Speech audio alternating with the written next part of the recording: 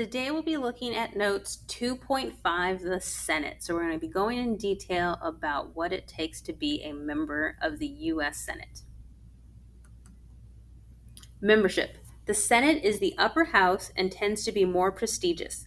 Senators are better known because they win statewide elections. And so remember, there's only 2 senators per state. So that's why people tend to know who they are more. In California, our senators are Dianne Feinstein and Alex Padilla. And so Alex Padilla was actually appointed. So Kamala Harris, our current vice president, used to be a senator from California. When she became vice president, the governor of California is able to choose who's going to fill her spot. So he chose Alex Padilla to fill her spot. Formal qualifications. So you need to be at least 30 years old, so a little bit older than a member of the House, a U.S. citizen for at least 9 years, and must be a resident of the state that they represent. So again, qualifications are a little bit more, not more strict, but kind of having more things to do. You can't just have been a U.S. citizen. You have to be older, so kind of more restrictive, I should say. Informal qualifications. Voters tend to elect older senators than member of the House, must be able to raise money, and diversity is lacking in the Senate compared to the House. Benefits. So their salary about the same as what we see in the House. So senators serve 6-year terms with a mid-year kind of re-election. Other benefits: tax deductions for 2 residents, travel allowances, staff, health and retirement benefits, the franking privilege, use of gym, restaurants, and other amenities at the Capitol, and legal immunity for statements made while Congress is in session. So again, a lot of the same benefits as members of the House get. Leadership in the Senate. The president of the Senate is the vice president. So this is Kamala Harris. She is our current vice president, and she used to be, like I said before, a member of the Senate.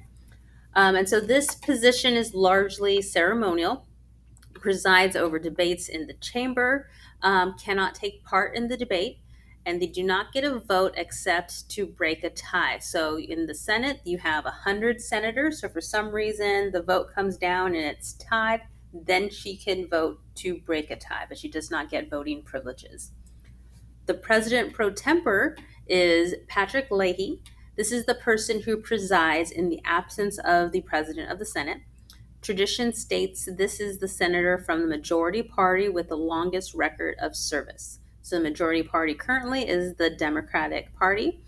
And so they are third in line behind the Speaker of the House to succeed the president. So line of succession: if the president were to pass away, the vice president would take over.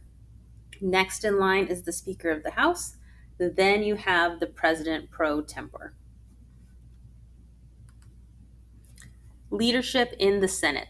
Senate Majority Leader is Charles Schumer, or also known as Chuck Schumer. So he is a senator from New York. This person is chosen by a vote of the majority party. So Democrats are in the majority right now. So he's a Democrat. He serves as a spokesperson and main strategist for the majority party, carries outlet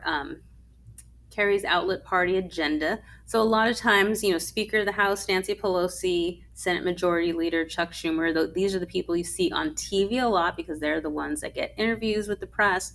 They're delivering the messages, so they're definitely very high profile. Senate Minority Leader is Mitch McConnell. He is a Republican, carries out the same roles as the Majority Leader, but for the minority party. So before, when the Republicans had a majority, Mitch McConnell was the majority leader and Chuck Schumer was the minority leader. Then once the Democrats took control of the Senate with the majority, then basically their roles flip-flopped. Both parties have whips to help them gauge support from their party.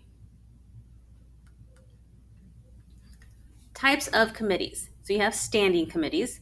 The House has 16 standing committees, which are permanent. These address major areas in which most laws are proposed.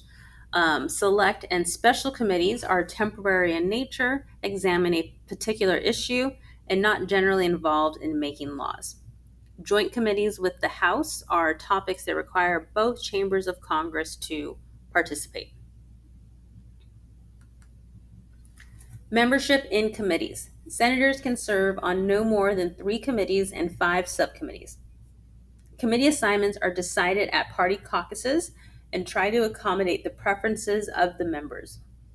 Committee chairs hold power, set the committee schedule, can only chair one committee. Typically, the most senior majority senator is on the committee, and basically it's seniority rules. So the person that's been there the longest, they get the most kind of power and authority, and then so forth. Committee power. Presidential nominees are examined by the Senate Judiciary Committee. Treaties are reviewed by the Senate Foreign Relations Committee. Rules and traditions. Filibuster. So this occurs when opponents of a measure take the floor of the Senate and refuse to stop talking in an effort to prevent the measure for coming up for a vote.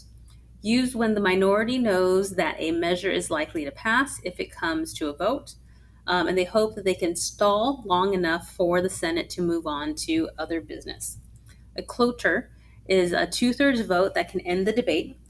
Difficult to get the minority party to vote to shut down a filibuster, and it was revised in 1975 to only require 60 votes. And so the picture here is from Mr. Smith Goes to Washington, a really famous Frank Capra movie in which the main character, Mr. Smith, is elected, and so he has a very famous scene where he has a filibuster.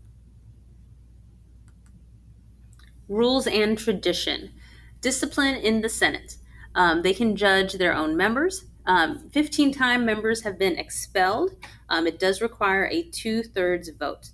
9 members have been censured and officially denounced. So filling vacancies. When a seat becomes available due to retirement or death, the 17th Amendment calls for the governor to appoint a replacement. So just like I said with Kamala Harris becoming the VP, so she left the California Senate spot open, so allowed Governor Newsom to appoint her replacement. Replacements serve until a special election can be held to find a permanent replacement. And so I'll have to check. I don't know if we've already had a special election for Alex Padilla. I think we might have. I think it would have happened already. Governors usually choose a replacement from their own party.